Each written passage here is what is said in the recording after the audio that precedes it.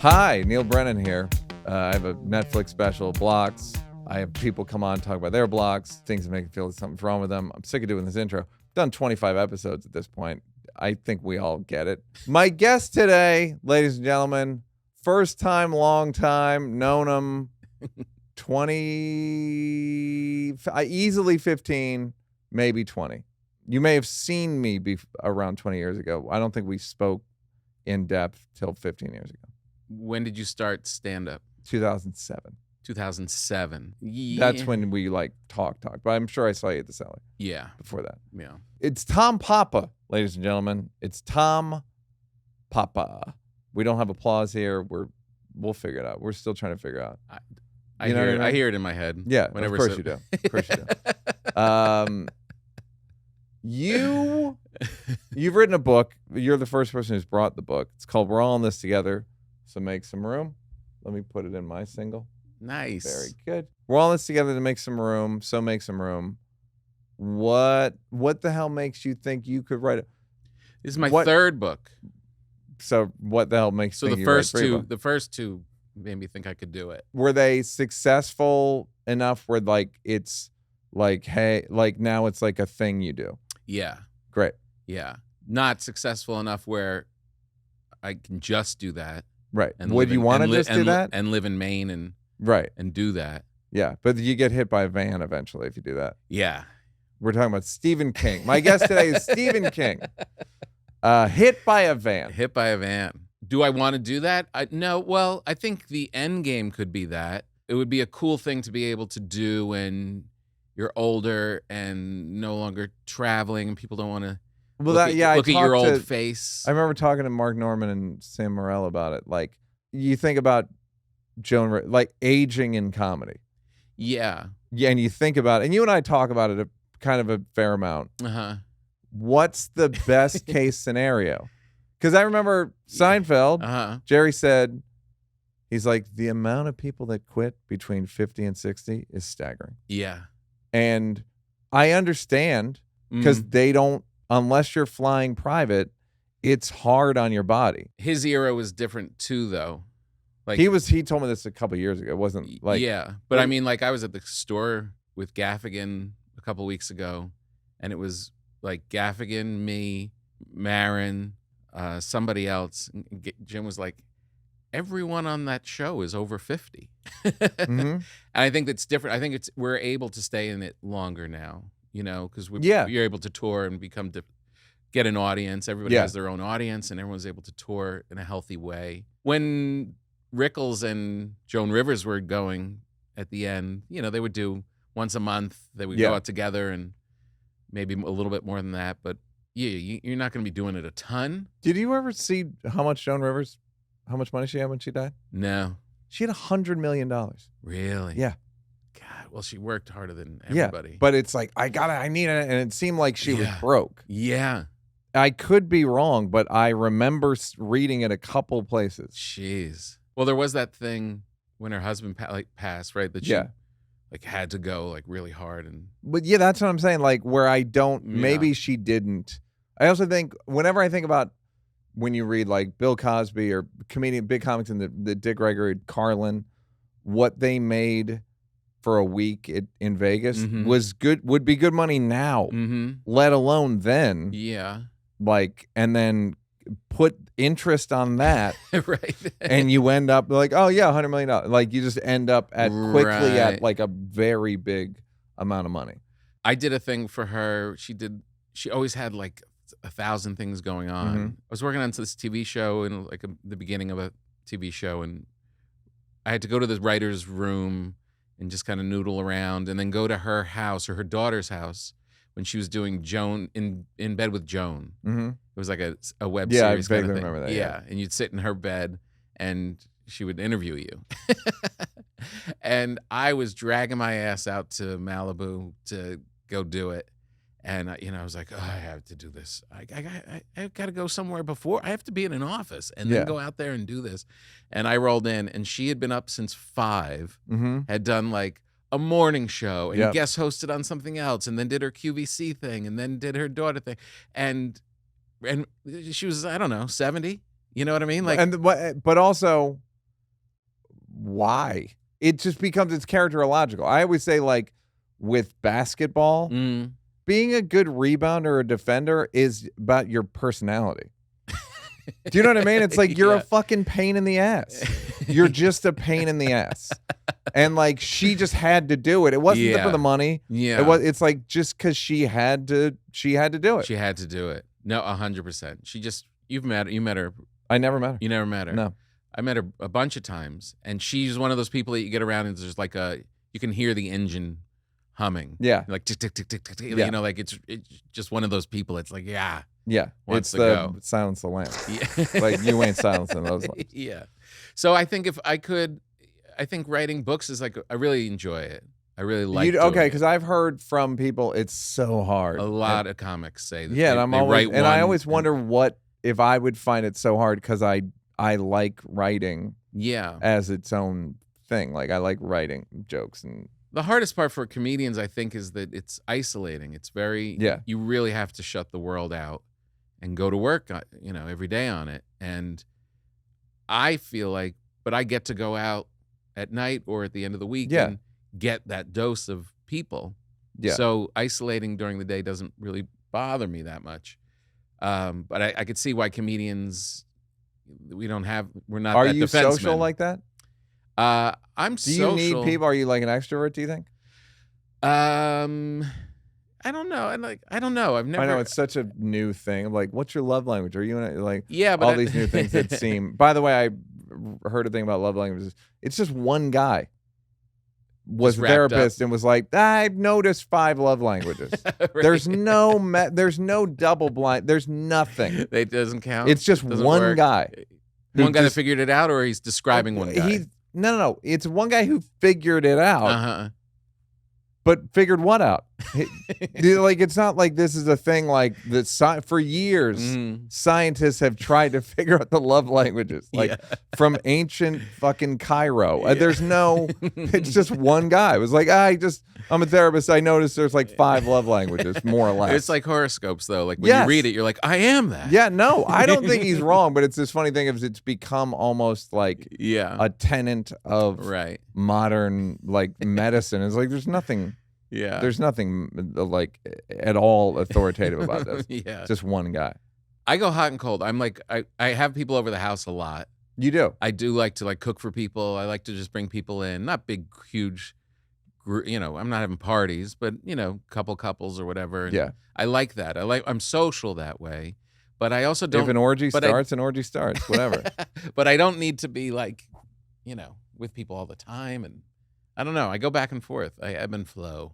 I'm in and out. I think I'm an introvert. I think I find the idea of people. I find it just like and it's not even they're so aggravating. Yeah. It's my friend Monica Martin has a line. I don't always want to be perceived.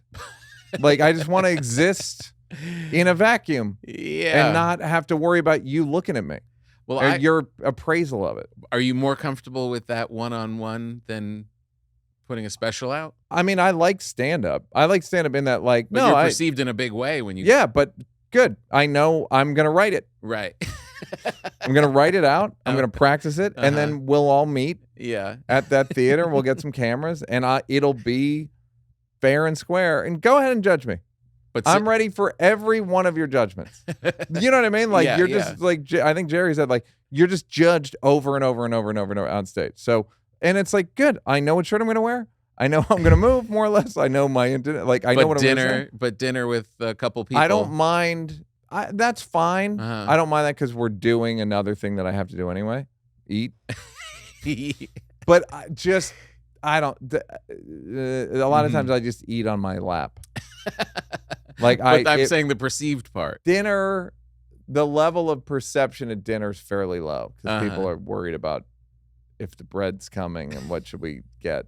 And most of the time you're eating with friendlies. Yeah. Oh, yeah. They're always friendly. It's just a matter of how. I picture people coming over and just then like it's all on trial. Yeah. And I don't care about a lot of it. Like, why is somebody the other day was like, is your TV at the right height? I don't fucking know. I don't know. Yeah. Like, why do I have to worry about this? Now, every time I turn it on, I'm like, wrong height. For real, like I it know. kind of makes me insane. My father said mine was slightly crooked. It's not, but I think of it all You'll the never time. believe it. I'll never believe it. You'll never fully believe that it's the right. You get the get the bubbles every day. Yeah, if I could keep writing and be like if I could just do it, I probably would eventually.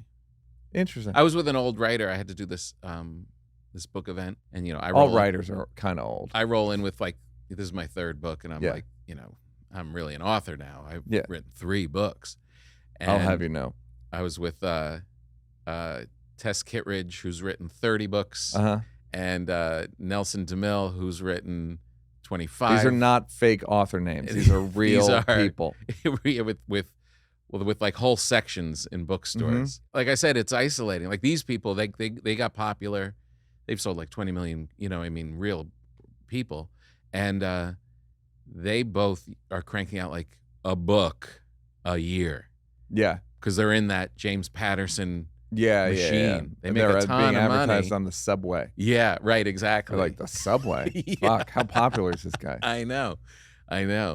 And I don't know. I mean, it's appealing how many they sell and how successful they are and how much money they make doing it. But it's talk about chained to the desk. I also think it's almost like a vocation where they don't have any. I'm sure they don't have any choice, and now they really don't have any choice. They don't. They just are gonna do it. Yeah, you can tell, and they're good at it. Yeah, and they've got real skill, and this is what it's what they do. Yeah, for 30 years. It's to Stephen King. He can't help it. Yeah, right. Exactly. Can't help it. Yeah, these stories just fall out. Yeah, it's like I can't help it. Yeah, it's like musicians. Like I just melodies. Yeah, I mean, I would say we're like that too. With just like I don't know, just a thing. And that's what I was the only comic on this thing. It was the only 4 authors, and we had to do this thing in front of a large audience for the Bush Literacy Foundation.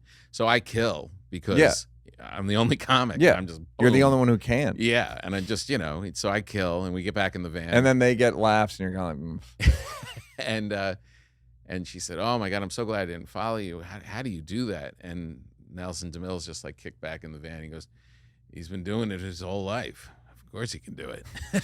Yeah, and he was right. I mean, and that's why he can write like that. It's like, our whole life has been that. I've been walking up in front of people and getting a laugh out of them, and for 30 that's years. what the machine does. Yeah, like that's just what it does. The machine that you're in, and that I'm in. It's like it just does. I don't know. But it's a machine, but it's also it's a craft. Like it's something that and turns you on to keep getting good at. You know what I mean? Calibrated and corrected and like better habits and all that stuff. But what is it? A different engine for these? I've always thought it was different. But after my last special came out and I had tour dates within a month, the special came out in December and I had to be out on the road in theaters in January. Why'd you do that? I didn't think about it. Okay. And also it was like a moving thing. Like I didn't know when Netflix was going to put it out. Right. And so I was like, wait a minute, I write. This book had been done. I'm like, what if I just take that discipline and put it to the act, which I've never done. I'm always like, well, I write, but I get like an idea and then I bring it up on stage and then I'll go back and rewrite it a little and it's a little slower. It just evolves. That's just how I do my stand-up. I'm like, well, I'm the same guy writing the stuff. Let's just push it. Let's try and push it and write as aggressively as we can on this for the stand-up. And it worked. Like I got a big, nice chunk of an act from doing hard this. work. From hard work. but like I don't think it's that different. I don't think it's that different. Every day you would try to, because I've been more the first of just like, I'll see, like I will write an idea down, then I'll what you described. I do a new material show every week. So like that's been like the sort of gun to my head. Yeah. Well, that's the thing. I think that's important. I think having a deadline, having a deadline, I was scared that I had to go do these shows. If I'm writing a book, I'm scared of the deadline that it has to be in by September or whatever. Yeah. Like you have those shows, like that wakes you up, makes you do something for sure. And will you do it that way always now?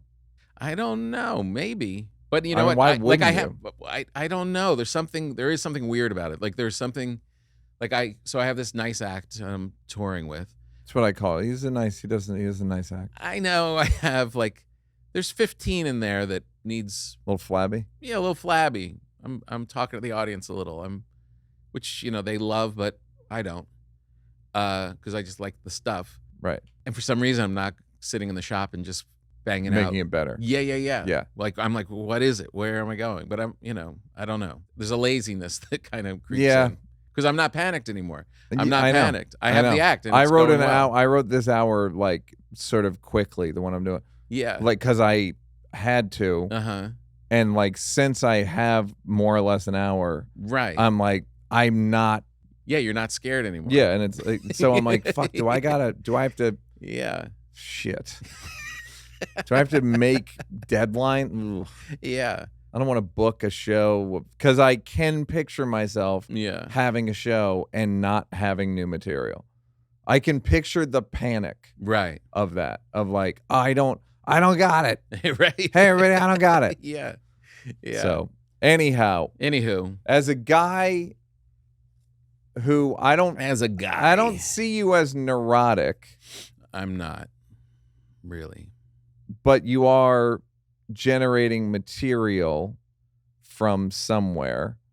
I guess I'm neurotic, but it's almost I generate material from a different place. But so it's fun. I look forward to hearing about your blocks.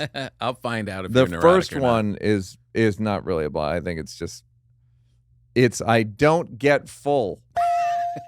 I don't ever. Yeah.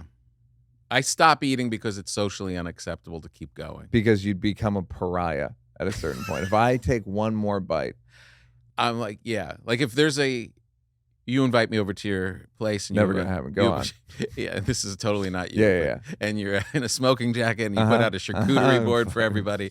And as you're making my cocktail, I'm allowed to nibble off the charcuterie board. If I was left to my own devices, I would eat all of it. I would just stand there like Belushi and just shove them in my face until it's over. Here's what I can relate to.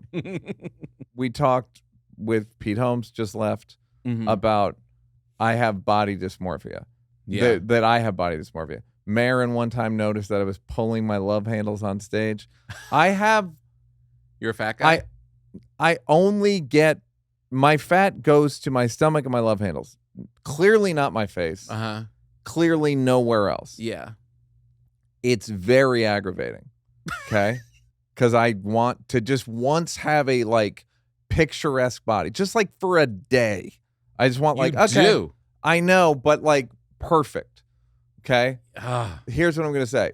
So when people go, how are you so skinny? Your metabolism. It's not really my metabolism. I'm very disciplined. I eat salad for lunch and I eat dinner. Yeah. I don't have snacks in my house. Sarah Silverman made the observation 20 years ago, Brennans don't snack. I don't know how she knew it, but she's absolutely right. Because the house, it would have, if there were snacks around when you were a kid, they would have. We couldn't have. It's like leaving dog food out for a whole bunch of dogs. 100%. We couldn't have candy. Yeah. Candy was contraband to the point, I think I told you this, we would slide it up into our mouth as we were watching television. You couldn't have candy.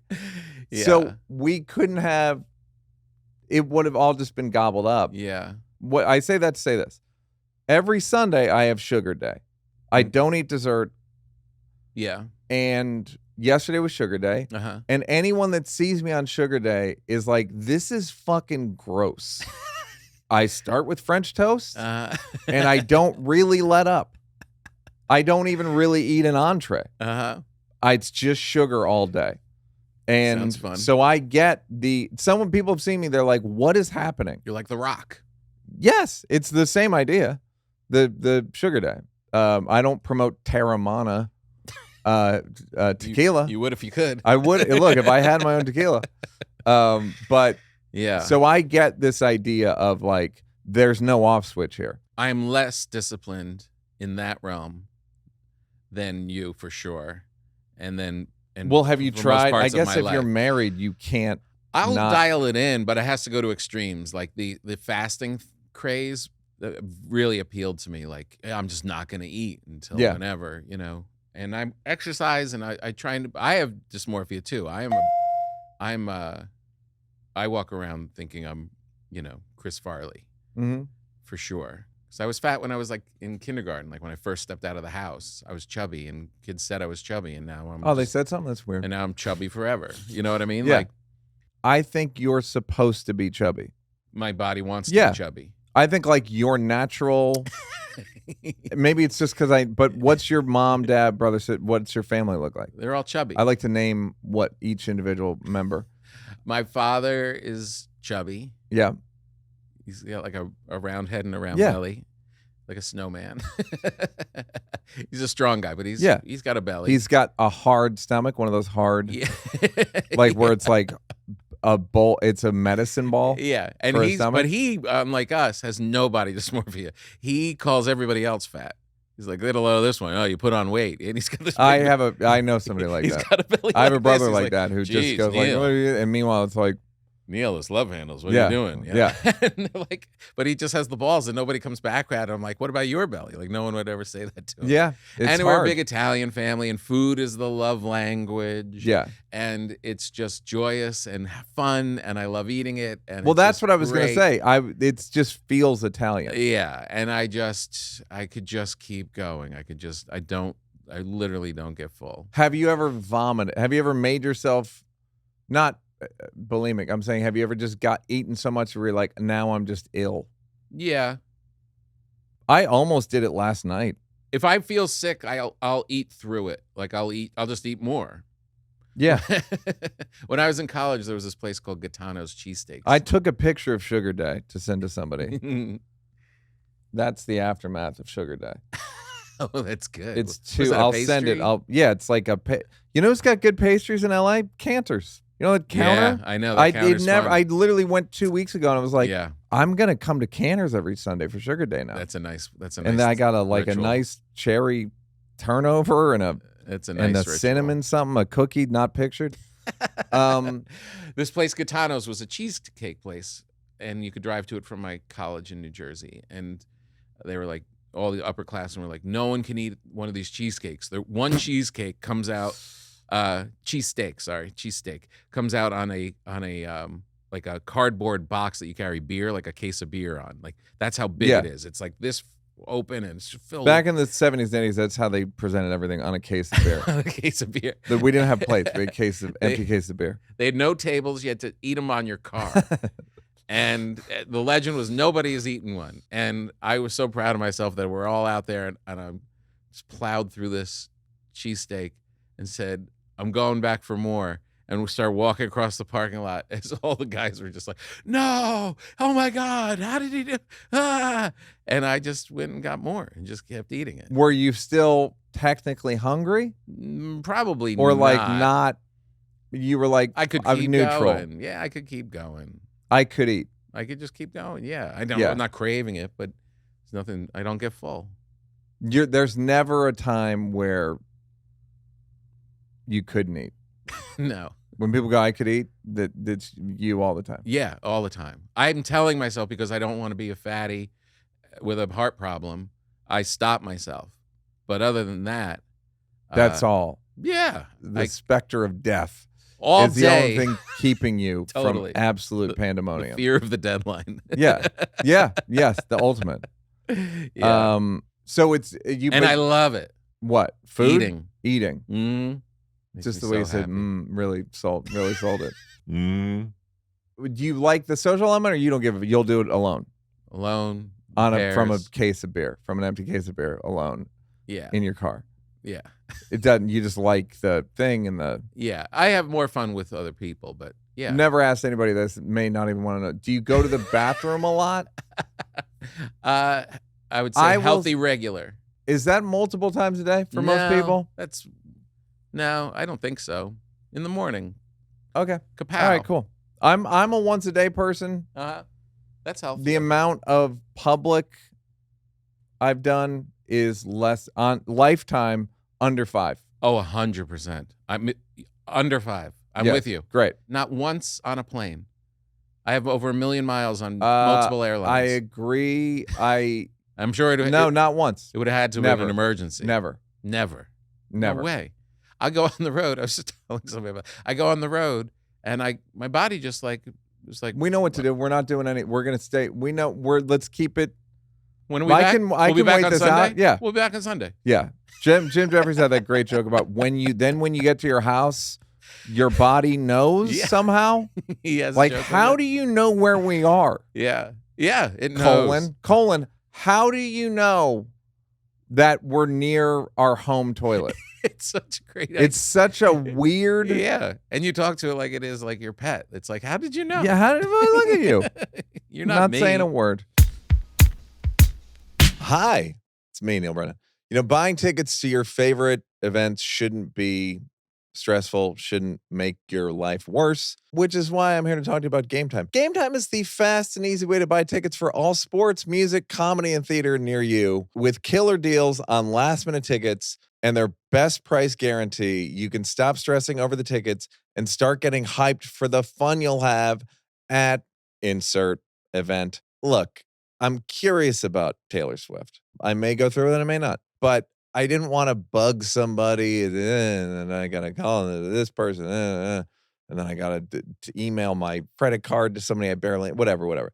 So go on GameTime. It's simple. It's an app. It works like an app. It's a good app. It doesn't feel fishy. It just feels like a good app like any other app. They got images from seat views, which I actually like when I look at my tickets to see, like, how are people looking at me? You hate to encourage procrastination, but GameTime has deals on tickets right up to the day of the event. They got flash deals for football's about to start. Basketball just ended. RIP. Snag tickets without the stress with GameTime. Download the GameTime app, create an account, and use BLOCKS for $20 off your first purchase. Blocks for $20 off your first purchase. Terms apply. Again, create an account and redeem blocks for $20 off. Download GameTime today. Last minute tickets, lowest prices, I guarantee. This episode is sponsored by Blue Chew. Let's talk about sex, guys. Blue Chew is a unique online service that delivers the same active ingredient as Viagra, Cialis, and Levitra, but in a chewable tablet and at a fraction of the cost. The best part? It's all done online, so no visits to the doctor's office, no awkward conversations, and no waiting in line at the pharmacy. Look, people say to me all the time, they write to me hundreds of letters a week. They say, Neal, not you. You don't take boner meds. Yeah, I take boner pills. You've heard me talk about it. Don't be a hero. What do I care? If a woman needed a thing for her, I don't go like, hey, this makes me feel inferior. Everybody's fine with it. It's better for them. Blue Chew wants to help you have better sex. Discover your options at BlueChew.com. Chew it and do it. And we've got a special offer for our listeners. Try Blue Chew free when you use our promo code NEAL, N-E-A-L, at checkout. Just pay $5 shipping. That's BlueChew.com, promo code NEAL to receive your first month free. Visit BlueChew.com for more details and important safety information. And we thank Blue Chew for sponsoring the podcast. Thank you, Blue Chew. This is a good one. I lack sincerity. Now, as someone who's known you a long time, yes, you seem insincere in a funny way. But your tone of voice is insincere. That's just your tone of voice. I remember Rock cast you as in one of his movies as a quick hey, you seem like a 50s salesman. Yeah. So it's true. You are a 50s salesman. Yeah. You seem insincere, but I assume because you're Italian. Yeah. That you were, I give you all this credit for being a nice guy. Yeah. But not he seems incredibly phony. But that's just his voice and his face. Don't look too closely into that. Yeah. I was thinking about this one on the way over because it's a heck of an admission to make. It's a heck of an admission to I'm not sincere. Yeah. Well, I see people, I feel like I'm probably This, I don't know. I haven't figured this out. Most people are but pretending to be sincere. yeah. Like most of adult life is pretending you mean things that you do not mean. But I think that I might be more sincere with you, and you kind of encapsulates like all my comedian friends and stuff. I see I'm you probably as more kind, sincere. but like I know you got a knife on you. Yeah, if I have to. Yeah. But I think I have when I wrote it, I meant that I'm not sincere like with the people I love. Like I'll see other couples and they have like sit downs. What about other people? They have sit downs and they they have discussions about how things are going, and they really have a conversation about their feelings. And it's It's allegedly in earnest. It's right, exactly. Yeah, wow. You know what? They might be full of it too. But it seems like they have like well, it's people making promises that they don't know if they can keep. I mean, I try to joke about the marriage vows. Yeah. Where it's like, do you promise to love, honor, and cherish? All these promises. And it shouldn't be I do. It should be like, I fucking hope so.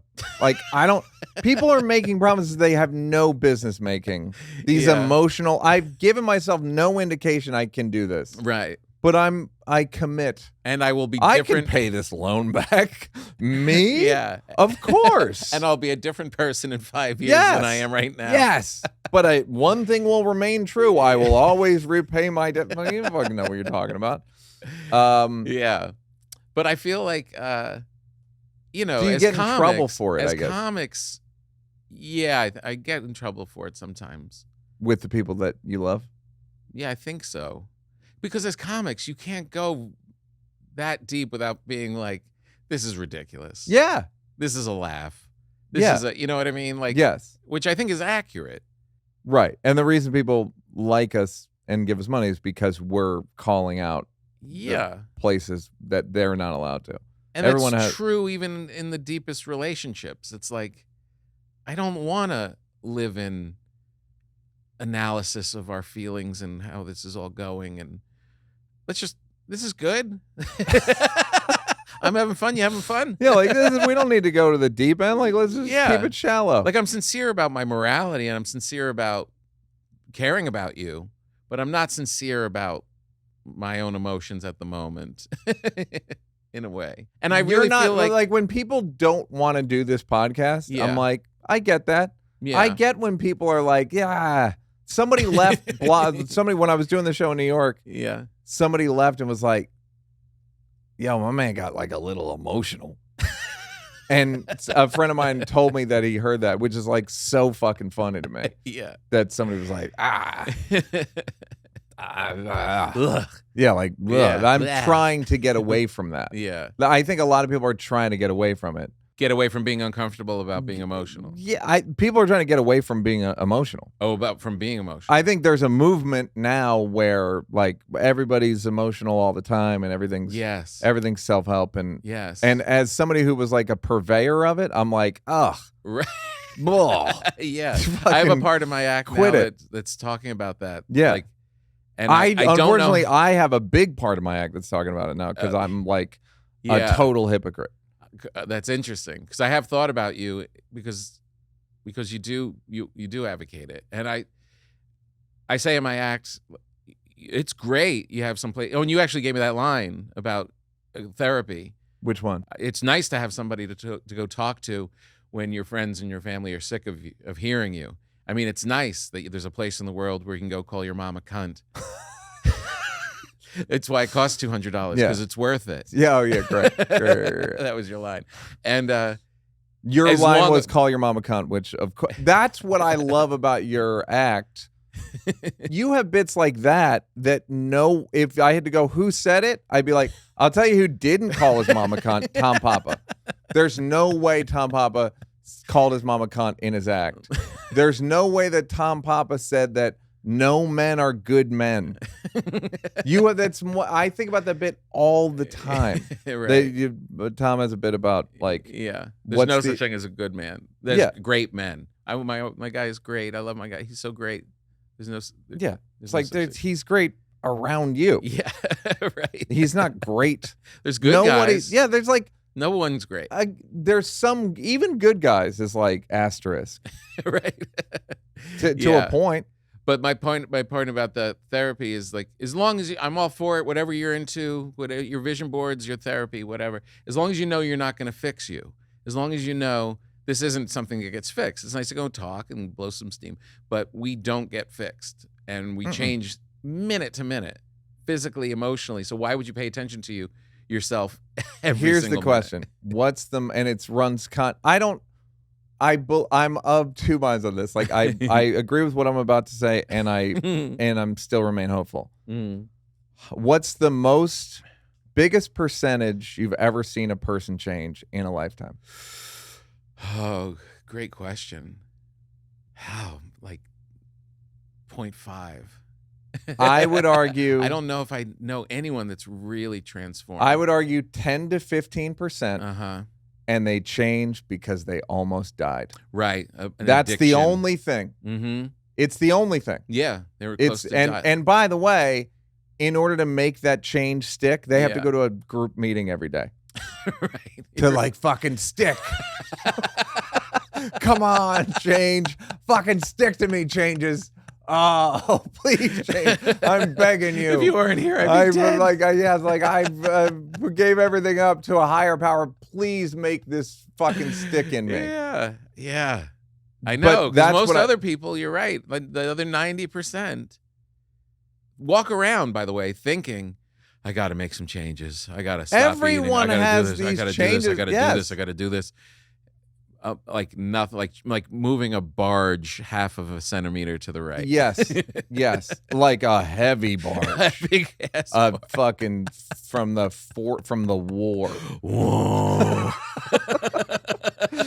Yeah, I have a joke where I'm like, when you start dating in your 20s, you're like, I have emotional problems, and then in your 30s, you're like, I'm going to change my emotional problems, and then in your 40s, you're like, it's a shame I never did change we just don't do it. We want to do it. Can I give you a line? Please. And then when you're 50, you're like, what do you want from me? That's great. Great. I am who I am. You knew who I was. Right. Yeah, I never lied to you. Yeah, I was straightforward. But yeah, I lied to myself. Louis had a great joke similar, which is like where he's like, I have like so many ethics and morals. I don't follow any of them, but like I have them. Yeah. Like I have a lot of beliefs and core values. I have a lot of core values, none of which I follow. I know what I'm supposed to do. Yeah, like I know what I would do. Yeah, like knowing what you're supposed to do is enough. Yeah, like the awareness. Yeah, I think it's Gaffigan's joke about like recycling. You have to clean the garbage. Like, what? I'm recycling. You want me to clean it? Like, come on. But yeah, like just religion is knowing. You know the list. You know what the 10 Commandments are. Right. Like, right. But it's pretty good. Yeah. That I'm aware of. I could recite them to you. Although I couldn't. Most of them. Yeah. Like, a bunch of them. Yeah. The sincerity thing. So does your wife's cynical, I would assume, right? Not as cynical as you. Not really. No? Not really. The out I give myself is, well, I'm a comedian and everything's kind of bullshit. So shouldn't we just enjoy ourselves, and we shouldn't be fighting. We should be laughing. Can you convince her of that? I can. And we've been together for 25 years in total, married for 23. And we operate on that assumption. Like, let's laugh instead of fight. But every once in a while you'll have to, she wants to know that despite that way of operating, that I have feelings in there. Right. Like, nothing makes her happier than seeing me cry. Interesting. Does she want to sleep with you afterward? Because I said that thing of like women want emotional guys until you cry, and then they're like, I just couldn't fuck him. Yeah.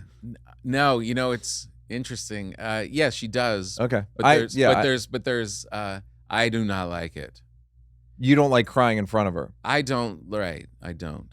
Well, that's the thing that I would say about you is I can tell you don't like feelings. It's like I wouldn't even. I'm not mad at that. Like I get it. I get it. Like I don't like camping. Yeah. Like I don't want to do that. I don't want to rough it. I don't want to think about it. I happen to just be interested in it. Yeah. But I totally get the disinterest. It's like lizards. It's like I'm into lizard. You're like, you don't have to be into lizard. You don't have to have snakes in your house. Right. You don't need a terrarium. That's how Yeah. you must see my fixation on emotions and feelings. Right. But there's something interesting about about talking about this. Yeah. And I would also argue that you're good. It's funny to watch you say, Mm-hmm. it's funny to watch you talk. Like I love the jokes I mentioned. Like I like I like when you're blunt and rude Right. and dark. It's fucking great. Yeah. Do you enjoy being insincere with other insincere people? Where it becomes like a barbershop quartet of insincerity, where it's like where it's just a bunch of people, Well, like I feel like a doo-wop group of insincerity.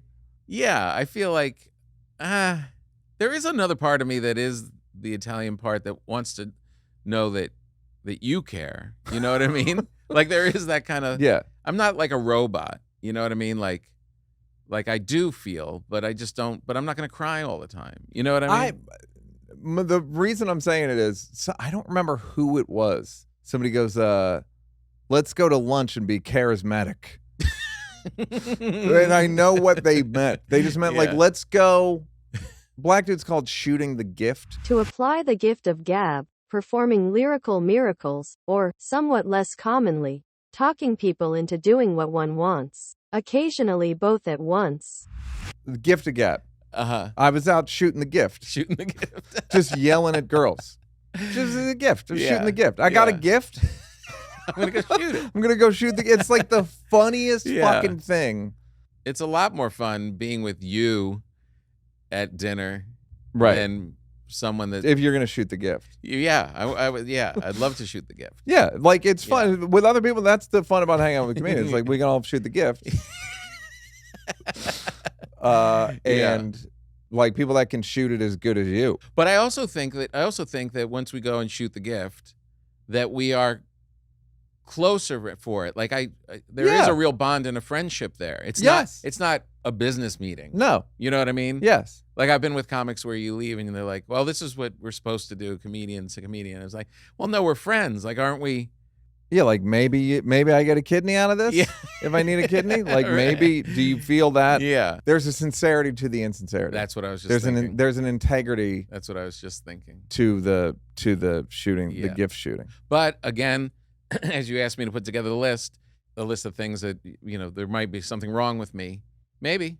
I see other couples and, they have this other way of talking. But I also think there's something to, there's a 12-step thing of like, you're only as sick as your secrets, right?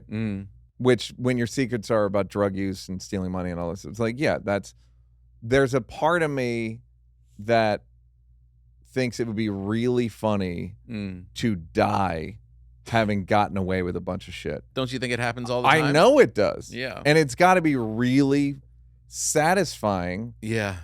Like, I got away with it. Whether I'm not talking about murder. I'm just talking about whatever, like a little... Cheated like I cheated once. Yeah, or I stole money. Or... Yeah, like I cheated on my wife once. Yeah, we were married for 57 years. Yeah, it's a fucking, who cares? I didn't pay for anything.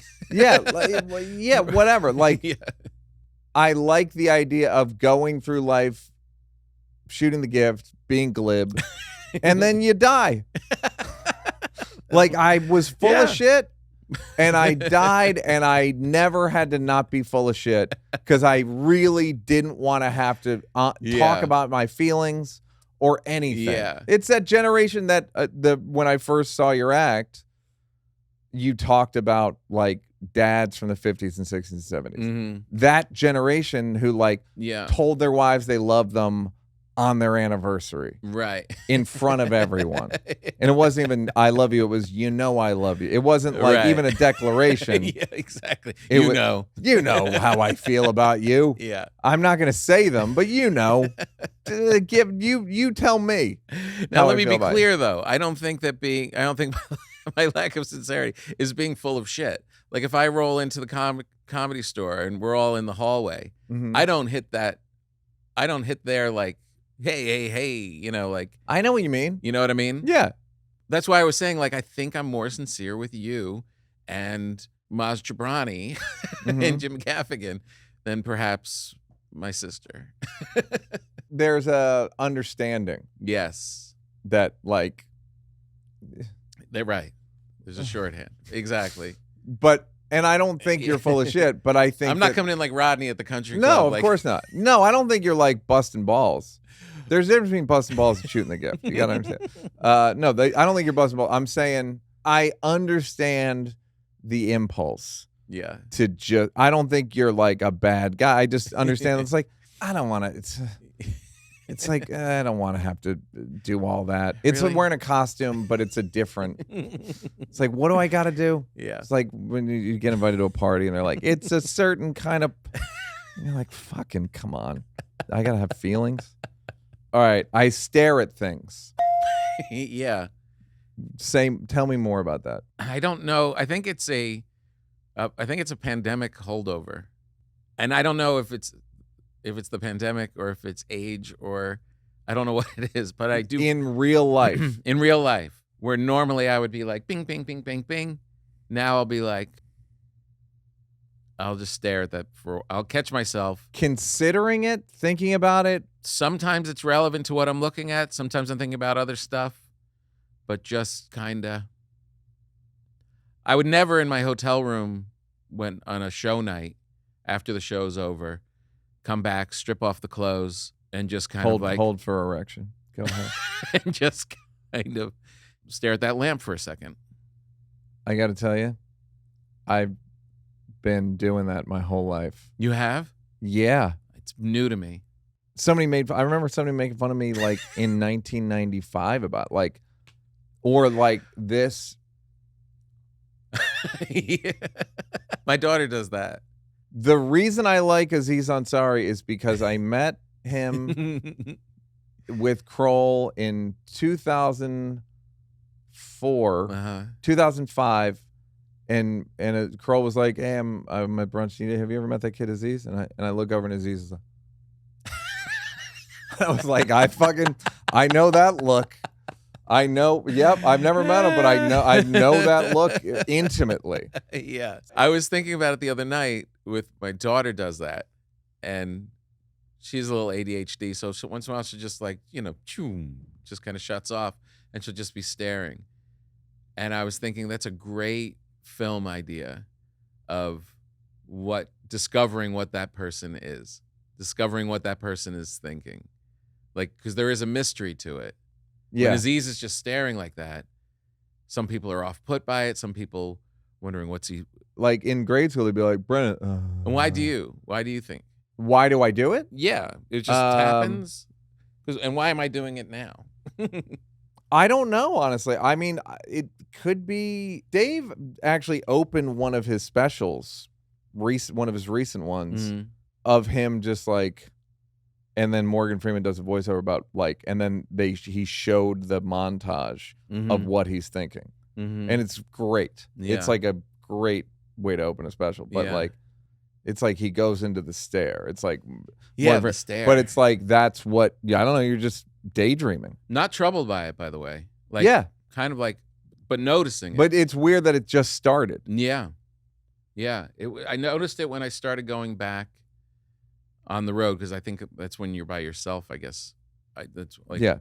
Does it have to do with writing more, do you think? I don't know.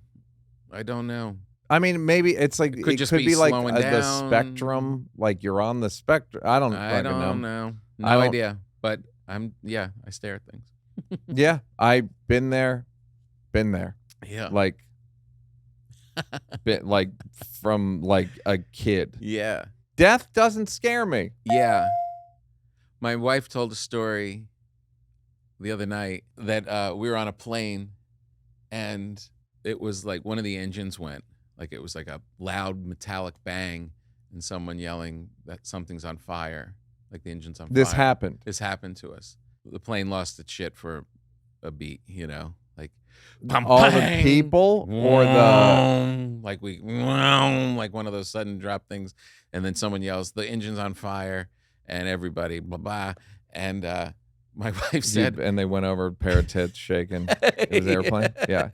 And my wife was telling the story the other night and said all this went down, and I'm like, and people are screaming like, there's some screaming going on, and my wife grabs me, because she would always look at me because I fly all the time, and it was like, oh my God, are we going to die?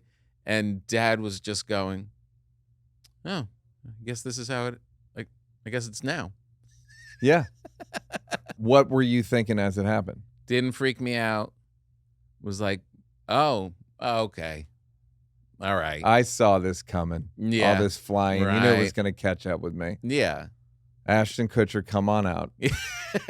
What I do think about women's access to fear, meaning the ability to scream. Yeah. Or that. I've done it once. Made that noise? Yeah. And I was on ayahuasca, and I thought there was a tiger in the room. And a tiger came around the altar, and I went, and I was like, so that's how scared women are when you knock on the bathroom door. When you're in the closet. Like there's a tiger in the room. And do you? Yeah. Well, there's also something to be said for that's your temperament. You don't strike me as like a very stressed out person. And then it's just like, and then it's time to die. And you're like, yeah, all right. Yeah. And I also have I lost a lot of people when I was young. So it was on my mind at an early age. It wasn't like, oh, this is like, I know people that are like, death. I've never thought of it. Totally. Yeah. 100%. And when it does happen, they're like, their whole world is crumbled. And I mean, still impacts me to a great deal. Who died? But I know it's coming. Who died? I had my best friend when I was like a kid, died in 9th grade of a moped accident. Then one of my best friends in college died right when we graduated of a stroke. And then Geraldo died. And you still eat the way you eat. And I still eat the way I eat. And then Geraldo died. Yep.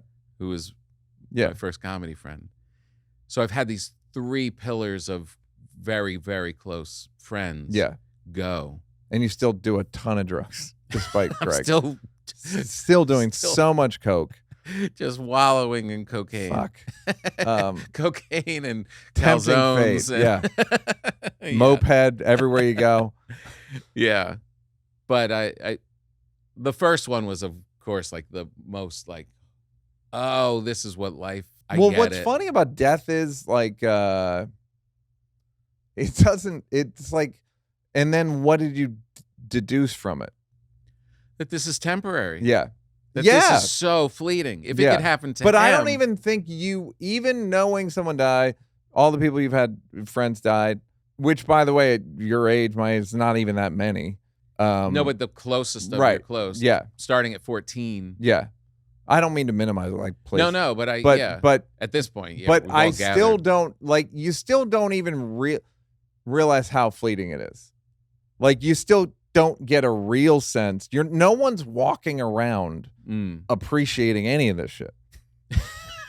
You know what I mean? Like, no, you know what I mean? Like, or at least from my point of view. I don't actually agree by that. Yeah. You think people do? You think you do have a sense of, like, I do, that it's precious. Mm-hmm. Great. I do. And how does it affect your behavior? I'm very appreciative. I am very much in the moment, like, really checking it all out. Yeah.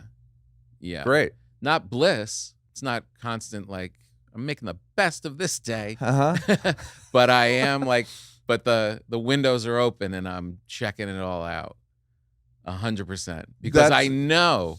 And the kid I had, my friend Dave, who had the stroke, he was my college friend, and we were like, that's the first time we were like really getting high and stuff. And we would laugh about, oh, dude, I'm going to go.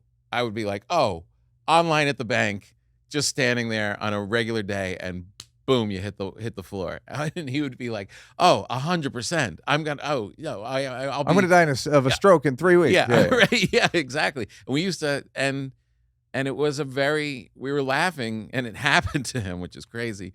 But I always think, well, yeah, that I could go from Neal downstairs, and your heart could pop. Like you don't know. You really don't know. And I guess there is that realization, but it's hard to our earlier point, it's hard to then make adjustments to your overall, like, it doesn't change the premise. Do you know what I mean? Like, it doesn't change the premise of your life, knowing that you're not writing because, like, any minute I could go, or you're not doing stand-up because any minute I could go, that I'm aware, but maybe you are. A little bit. Okay. All right. A little bit. Like, there is definitely, like, I don't like wasting time. But it's funny because it runs contrary to not being sincere, because there's something incredibly sincere about it. Yes. But I don't need to share that with everybody at the dinner table. I mean, I do come from a people who were very appreciative of life. Like, my grandparents were very much. My one grandmother had to see the sunset every night, and my other grandmother had to have the family around. And, like, it was not just the deaths, but it was a indoctrination. Is that the right word? It was I was taught to be grateful.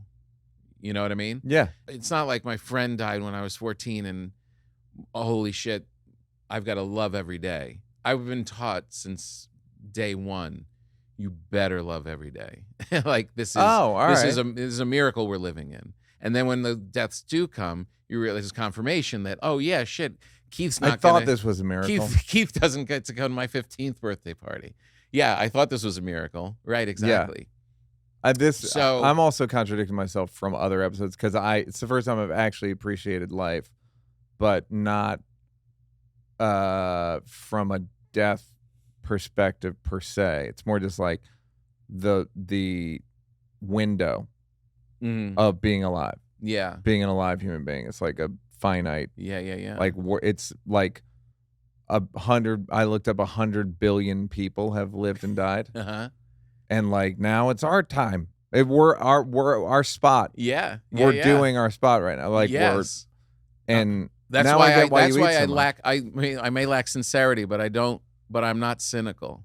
I like, how dare you just say this is all hopeless? Well, what are you quitting on? You're quitting on you and your experience and what you get today. Yeah, and at the same time, we're a barge. Well, that's the other thing, is like, I don't think you believe any of this more or less than it's all, you know, that thing of, like, I contain multitudes. Yeah. You know that line? Yeah. The line before it is, do I contradict myself? Mm-hmm. He's basically going, like, I don't fucking know. Yeah. Yeah. Right. I fucking believe. I also believe this. It's not like I'm this incredible thing. It's like, no, I'm constantly contradicting, and I'm a hypocrite, and I believe all of it and none of it. Yeah. That's why I love Whitman. I've never read any of it. You should. Okay. Because it is exactly what you're describing. Like, that kind of permeates if you're just joining us, the insincere guy is telling us to read the most sincere poet of our day. But it is. It's like, it is. I am ugly. I am petty. I am cheap. I am a liar. I'm unhappy with myself. What a wonderful ride this is. Yeah. What an amazing thing. And I do appreciate the beauty. But, man, am I kind of a shit face. Great. It is. It's great. Because if you have any sense that this is, like you said, that window, this is our time to, like, pop in here, in whatever realm that means, he celebrates all of that, but then is bound by just the drudgery of being a human being. Yeah. With his love handles hanging out. Well, it's a fucking lot of upkeep. It's just a lot of It's a ton of cleaning, and you got to. Do you think you'll need everything in the CVS at hose one it point in your down. life? Do you think at one point, like, you walk in and you grab the Advil and you're like, Did you do that joke? thank God I don't need, I've written about it. Yeah. And you're like, well, thank God I don't need the bunion thing. Well, no, no, that's I either I've tried the joke or it's like, or I feel like Fitzsimmons is coming to my head, but it's like, yeah, you just work your way eventually down the aisle where it's like children's cough syrup. Yeah. And then it's like the tights, the compression socks, the walker. It really is all. It's the circle of life. The it's weird toilet seat that seems to have an extra extra height. That you don't even want to know what it is yet. Yes, I'll get there. Yeah, like a second seat. Like, who's the second part of it for? What am I gonna be doing? Right. Yeah, you eventually. It's just this. Yeah. The humiliate. Just like I don't know. Yeah. Yeah. Yeah, I gotta worry. Yeah. Yeah. I got to worry about that. Eventually, I'm not going to even look at the labels because and it becomes another thing of like, what are you doing, body? Where it's like when you're younger, you're like my body, and then eventually it's just like a different. Yeah, you're like or it's like a different quadrant. Now I'm looking for a skin tag removal. Yeah,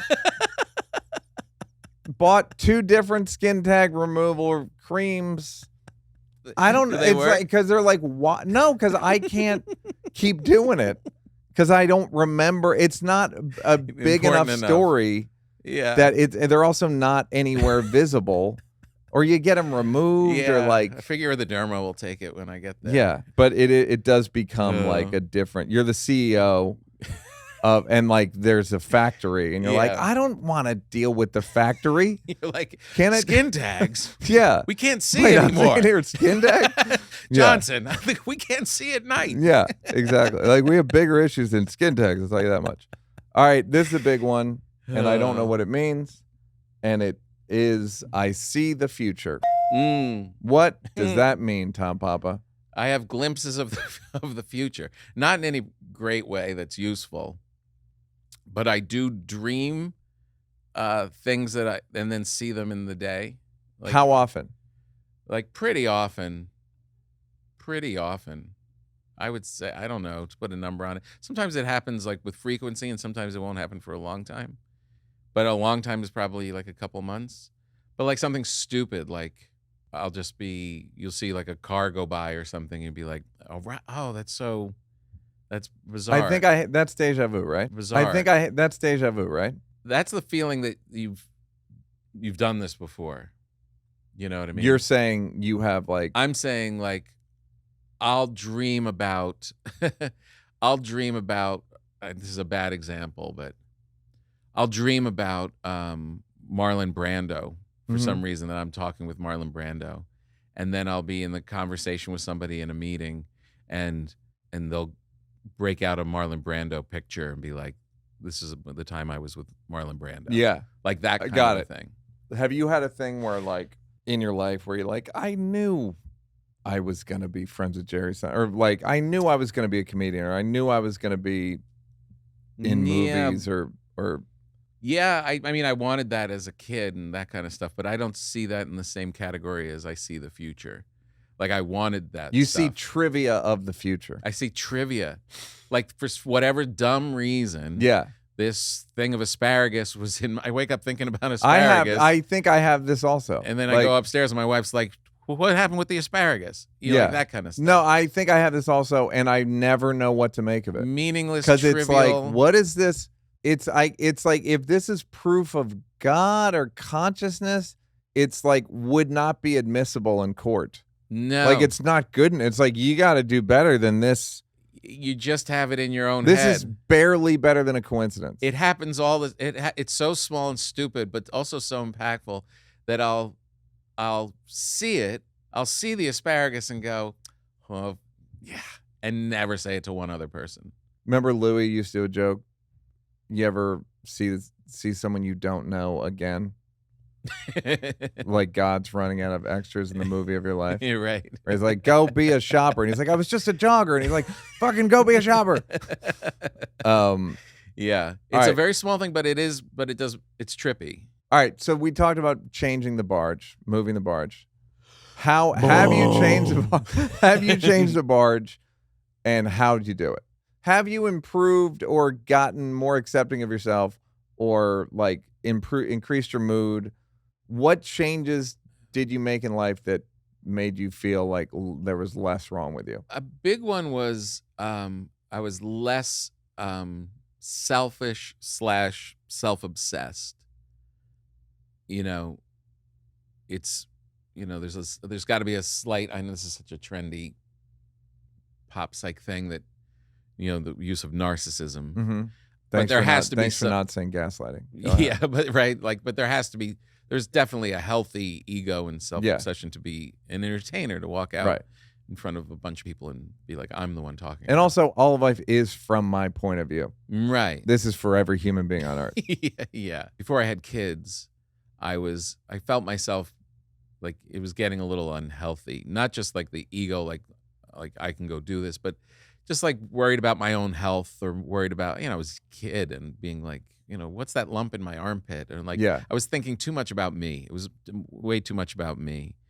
And I realized quickly when we had our first kid in a New York apartment, like this tactically can't be about me. Like it physically can't work. You know what I mean? Like I'm like, I'll still read the New York Times in the morning. Right? Won't I existence? Yeah. And it's like, no, like there's going to be you're not going to have air all day. And then so out of practical terms, it was just like started to adjust me. And then I realized it's not about me. It must be nice to have kids because you don't have to be obsessed with self-improvement. It is. You're off the hook because you're so concerned about this other person and your wife and this family. You had a great joke that you're just basically a nonprofit. Yeah, we're a horrible nonprofit organization. Yeah, fucking great joke. And then but I'm trying to say it wasn't like this noble pursuit. It kind of happened because it taught me to be less about me. Everyone says that. Yeah. Everyone says that about kids. And it just dawned on me the other day of like, it's like a project where it's like you make a movie or you do a special or whatever, and you're like, all right, next one. And you're the project, and then you have a baby and you're like, all right, next one. Now we're just doing this one. Yeah. Which is an interesting thing because there is a balance there though. Like I've seen parents then it's all about the kids. Yeah. It's no longer about you and your girlfriend who started this relationship, who started this house together. Kids are before that. Yeah. It's not, the kid's schedule is going to work into our life. Yeah. No, we're going to go to Waco for a gymnastics tournament for 3 days. Yeah. You know what I mean? I've seen, like, for me, I was very conscious that I'm not going to get absorbed by it. Do you think that's a cop-out on their part, on the parents' part, that people are like, well, we have to go to wait? Like, I don't have to, it's to your point, like, you don't have to work on yourself. I don't even have to think about myself. I can just be obsessed with this thing like it's Comic-Con or something. Yeah, I don't know if it's a cop-out, but it's definitely something that I didn't want to participate in. Like, I wanted still Well, that's the good thing about 70s parents. Yeah. Is you're like, what? Right. I'm smoking near your crib. Right. What the fuck are you talking about? Yeah. Like you fit into adult world. Yeah.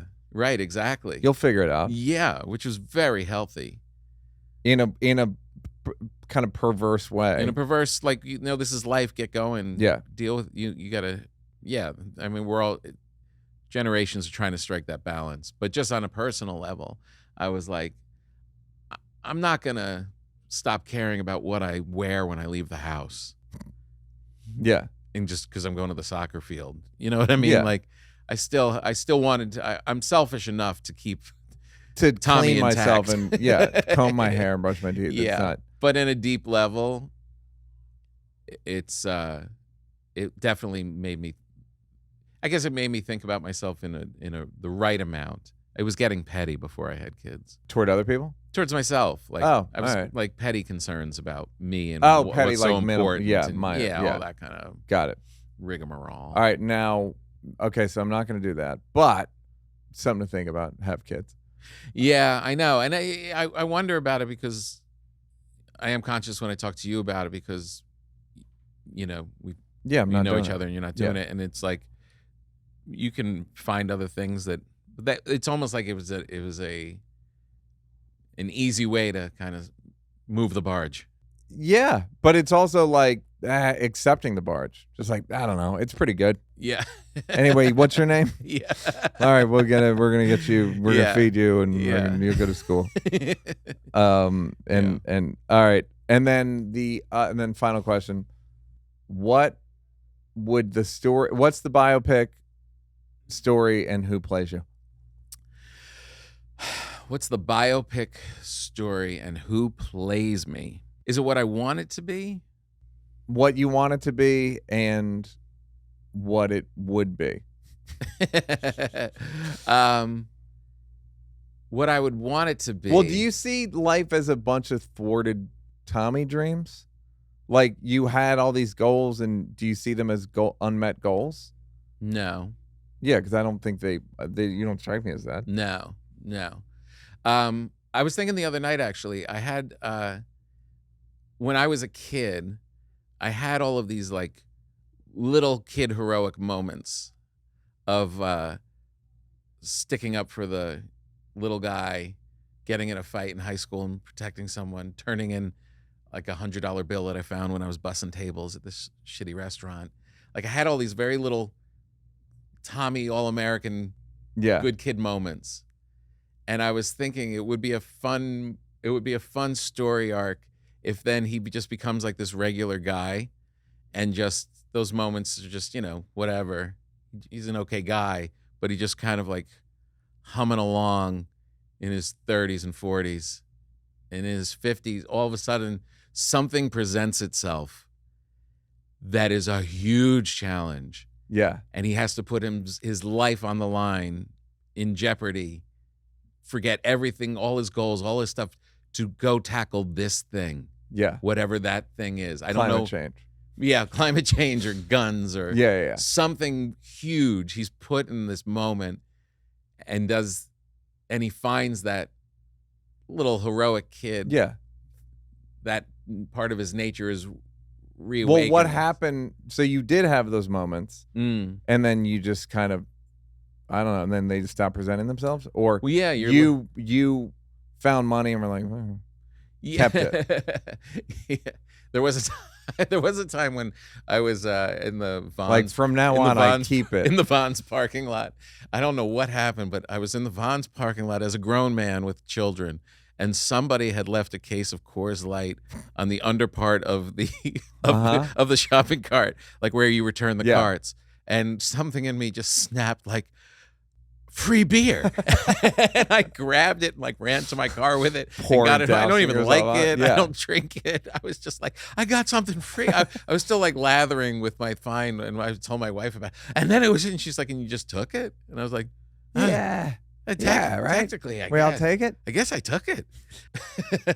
Yeah, but I think that would be a cool Tommy movie, of like that little guy gets I don't know what the big thing is at the end, though. Well, I mean, that's what City Slickers was with Billy Crystal. Played by John Malkovich.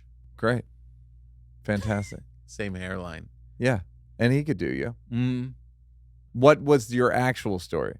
Yeah, the actual story of my life is that I became that little heroic little guy because I was bred by these people who said, be grateful about your life and be thankful and grateful and enjoy this.